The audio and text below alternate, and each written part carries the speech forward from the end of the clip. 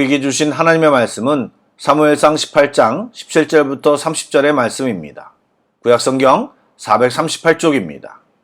사무엘상 18장 17절부터 30절까지의 말씀을 드라마 바이블로 낭독합니다. 사울이 다윗에게 이르되 내 맏딸 메랍을 내게 아내로 주리니 오직 너는 나를 위하여 용기를 내어 여호와의 싸움을 싸우라. 이는 그가 생각하기를 내 손을 그에게 대지 않고 블레셋 사람들의 손을 그에게 대게 하리라. 다윗이 사울에게 이르되 내가 누구며 이스라엘 중에 내 친속이나 내 아버지의 집이 무엇이기에 내가 왕의 사위가 되리이까? 하였더니 사울의 딸 메랍을 다윗에게 줄 시기에 무홀라 사람 아드리엘에게 아내로 주었더라. 사울의 딸 미갈이 다윗을 사랑하매 어떤 사람이 사울에게 알린지라. 사울이 그 일을 좋게 여겨 스스로 이르되 내가 딸을 그에게 주어서 그에게 올무가 되게 하고 블레셋 사람들의 손으로 그를 치게 하리라. 이에 사울이 다윗에게 이르되 내가 오늘 다시 내 사위가 되리라. 사울이 그의 신하들에게 명령하되 너희는 다윗에게 비밀히 말하여 이르기를 보라, 왕이 너를 기뻐하시고 모든 신하도 너를 사랑하나니 그런즉 내가 왕의 사위가 되는 것이 가하니라 하라. 사울의 신하들이 이 말을 다윗의 귀에 전하매 다윗이 이르되 왕의 사위 되는 것을 너희는 작은 일로 보느냐? 나는 가난하고 천한 사람이라. 사울의 신하들이 사울에게 말하여 이르되 다윗이 이러이러하게 말하더이다 하니 사울이 이르되 너희는 다윗에게 이같이 말하기를 왕이 아무것도 원하지 아니하고 다만 왕의 원수의 보복으로 블레셋 사람들의 포피 100개를 원하신다 하라. 이는 사울의 생각에 다윗을 블레셋 사람들의 손에 죽게 하리라 함이라. 사울의 신하들이 이 말을 다윗에게 아뢰매 다윗이 왕의 사위 되는 것을 좋게 여기므로 결혼할 날이 차기 전에 다윗이 일어나서 그의 부하들과 함께 가서 블레셋 사람 200명을 죽이고 그들의 포피를 가져다가 수대로 왕께 드려 왕의 사위가 되고자 하니 사울이 그의 딸 미갈을 다윗에게 아내로 주었더라. 여호와께서 다윗과 함께 계심을 사울이 보고 알았고 사울의 딸 미갈도 그를 사랑하므로 사울이 다윗을 더욱 두려워하여 평생에 다윗의 대적이 되니라. 블레셋 사람들의 방백들이 싸우러 나오면 그들이 나올 때마다 다윗이 사울의 모든 신하보다 더 지혜롭게 행하매 이에 그의 이름이 심히 귀하게 되니라. 평안히 주무셨습니까? 말씀과 찬양과 기도로 오늘도 하루를 주님과 시작하고 주님과 함께하는 우리 모두가 되기를 축복합니다. 아멘.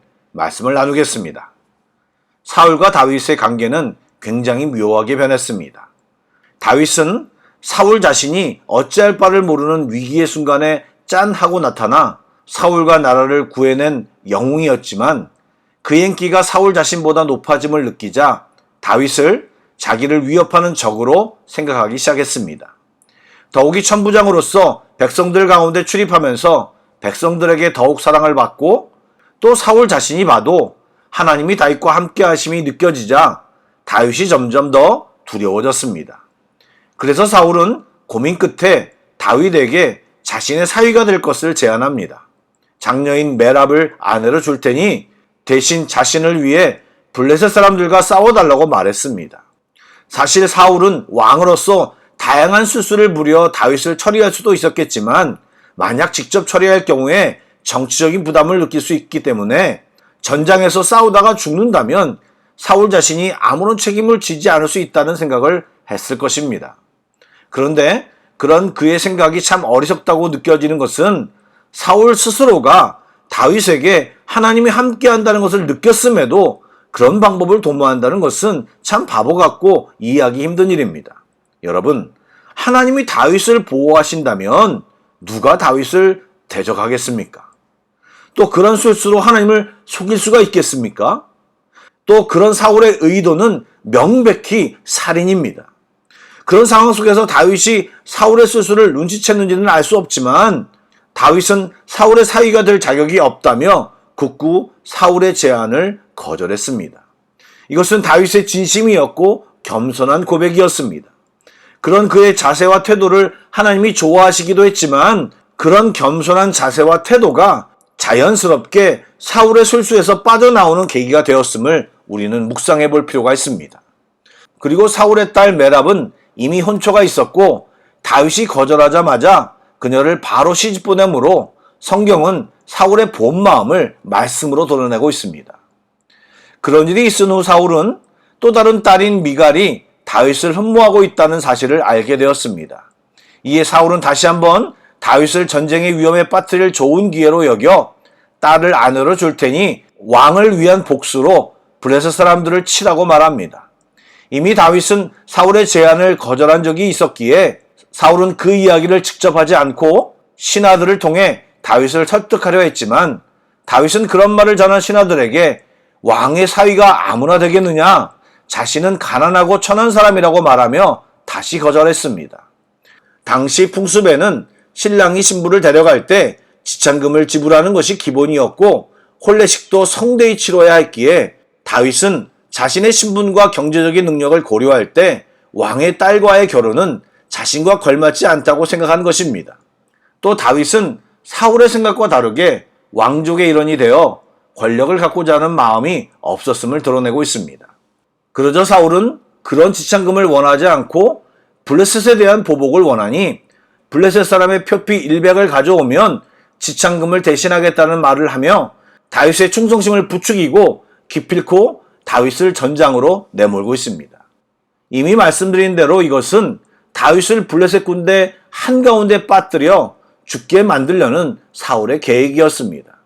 그런 사울의 마음을 아는지 모르는지 다윗은 왕에게 충성을 다하여 깨진 관계를 회복하고자 또 왕의 사위가 되려는 마음을 갖습니다. 그리고 그는 즉시 일어나 부하들과 함께 블레셋 진영으로 들어가 표피 100개가 아니라 200개를 가지고 왔습니다. 그 무엇 하나 허투루 하지 않고 명령 이상의 결과를 만들어내는 다윗의 성실을 엿볼 수 있습니다. 그렇게 사울의 살인 계획은 숲으로 돌아가고 결국 다윗은 미갈과 결혼하여 사울의 사위가 되었습니다. 여러분, 아무리 완벽한 계략에 빠져도 하나님과 함께하는 사람은 매이지 않고 하나님의 보호와 인도하심 그리고 승리를 경험합니다. 성경을 찾아보시기 바랍니다.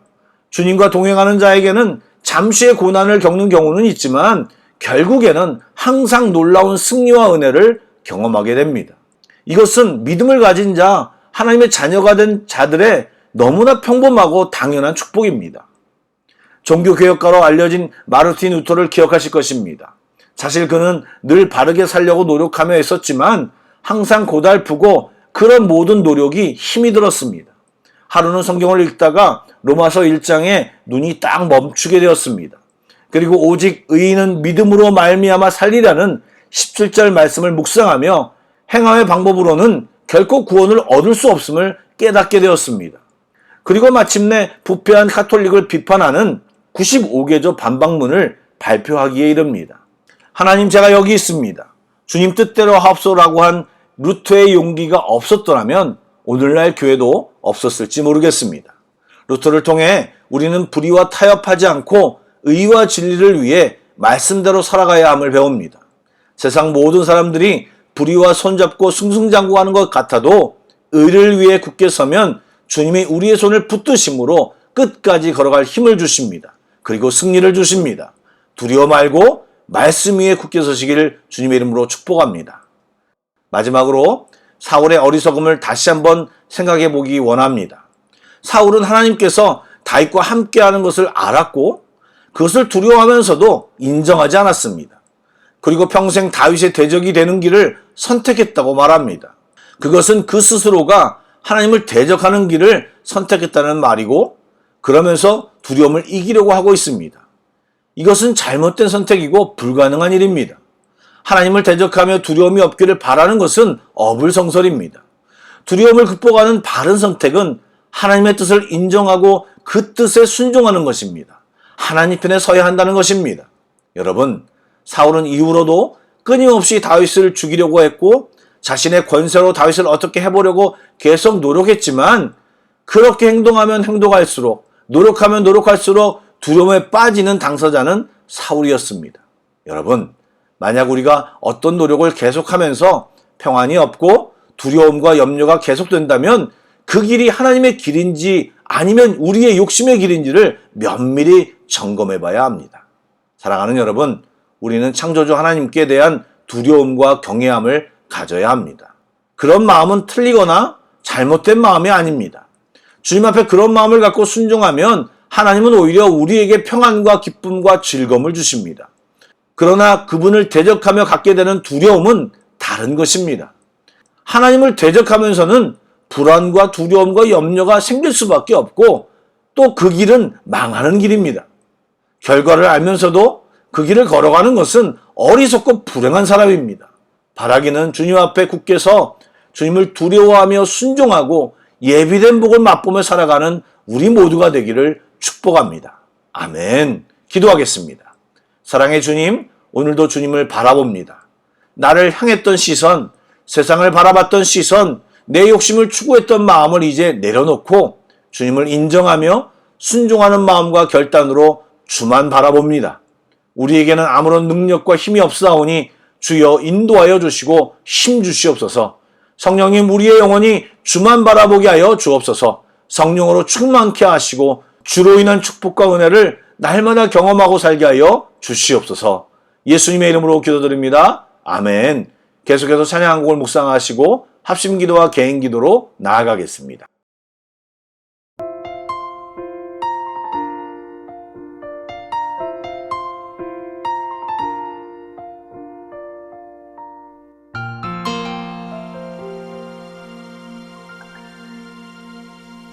주님과 함께하는 이 고요한 시간, 주님의 보좌 앞에 내 마음을 쏟네.